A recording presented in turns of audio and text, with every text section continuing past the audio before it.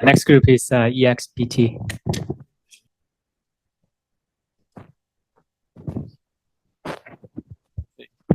Hey everyone, I'm Nelson. I'm a sole developer for this hackathon. So just to start with, I'm pretty sure that many of us have used Cursor over this past 2 days just to make all of our different models work, and like huge round of applause to everyone to like for actually soldering through the 2 days as well.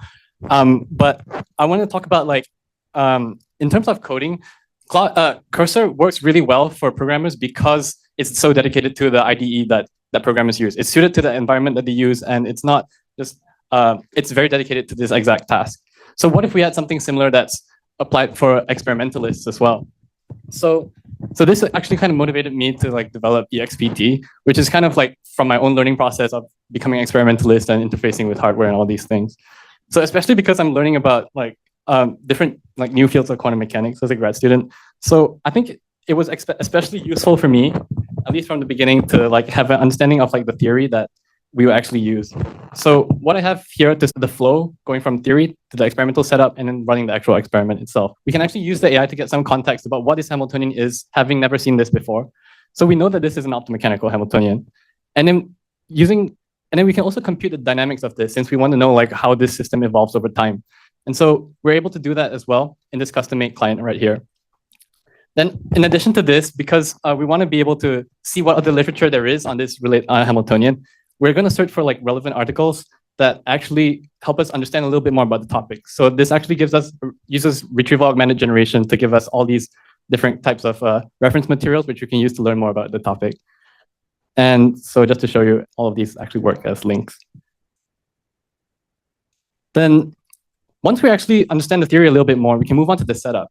So in the experimental setup, we actually have lots and lots of moving parts. So normally we have lots and lots of things to keep track of. For example, like custom equipment, VOAs, optical attenuators, things like that. But what I want to do is to automate the process of actually putting a new piece of hardware into the system. So I'm just going to take this, which is pretty much the entire manual for Thorlabs VOA, put it in, and I want to be able to fill out all the details that's related to this specific piece of hardware. So from this PDF alone, it generated all the control functions. It found all of these functions that allow us to interface with the hardware. And I can generate a control script, which is going to take a bit, but it's going to create like a SCPI control script that allows us to interface with this hardware from our computer. And it's also filled out all of these equipment names as well. So you can also change the status if it's available in maintenance, depending on if you lend it out to another group or something like that. So control script generated and downloaded successfully. So it's downloaded right over here. And you can see that it's actually implemented all of these SCPI commands. And it's able to use MATLAB as a wrapper to interface with all of these SCPI instruments. And if you want to make sure you have a running bill of materials for all your hardware, you can export your equipment to Markdown, and you're able to see it as a persistent kind of offline database of all your equipment. Then something that I was trying to get to before the end of the 26 hours in this hackathon was that to actually have a way to use an AI agent to execute your experiment that's written in plain text. So this was when I was developing a MATLAB MCP server to actually call up all of these functions in succession so that the agent would be able to run the experiment that you wanted to. But this is still a work in progress, and I hope to like be able to show it to you guys sometime. So thank you all for your attention. Yes. Super cool. Thank you. I have a question. So sometimes when I get an instrument and I plug it into an experimental setup, I can connect it to the rest of my setup like many different ways. Maybe over Ethernet, USB, GPIB, or like a ProLogix GPIB to whatever adapter. And the actual code that's necessary to interact with the instrument depends on the interface I use. How do you sort of choose which interface to use for like communication?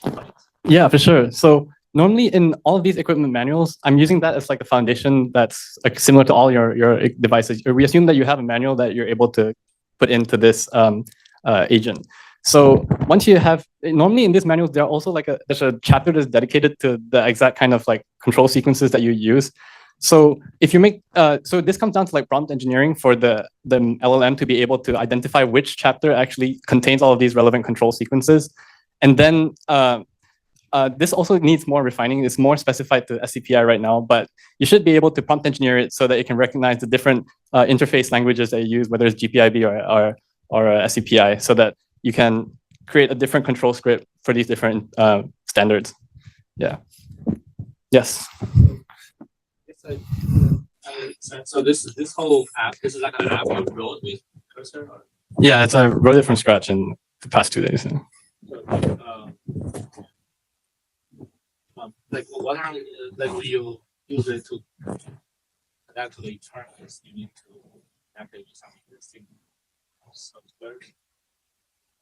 And what's the part of that with the MCP? So the part that I wanted to connect with NCP is like 2 things. Like one is the retrieval augmented generation, where I created like a Google Scholar server where you can access Google Scholar. But because of the limitations of the API, we're not actually directly able to use MCP. I have to like work around a little bit and create like a HTTP server to access it. That's one. And then the other one is that for the setup, for the experiment itself, I was working on like a MATLAB MCP so that your LLM can be an agent to run these MATLAB code through the command line and trigger all of these commands in succession. But it doesn't work so reliably yet. So that's why. Yeah. You drive something in, the model needs to know what to do. And that part is, or is that like you need to set up for each of these? Or? Sorry, what do you mean by like the model needs to know what to do? As in, okay, so. Yeah, when you drag it in, there's some after the Oh, yeah, of course. So whenever I drag a new device in, I'm able to just fill in all the details that are related to this piece of equipment. So the easiest way to fill out all of these things, because they're all blank, is just to upload an equipment manual. And so I have some random manuals that the LLM has like never seen before. So I just need to enter it in and parse it so that it can fill out all of the information and extract all of the control, the ways that you can control this hardware. So it isolates, like for example, it gets the ID, it allows you to find the function to initiate, and it also fills out the equipment name and a description of the equipment as well. So this is kind of like what I mean by having a cursor for experimentalists. Yeah. Yes. Why is on the PDF parsing? So are you converting the PDF to Markdown first and then like try to look for this API command? And are you also trying to parse any pictures or schematics? So what's behind the PDF parsing?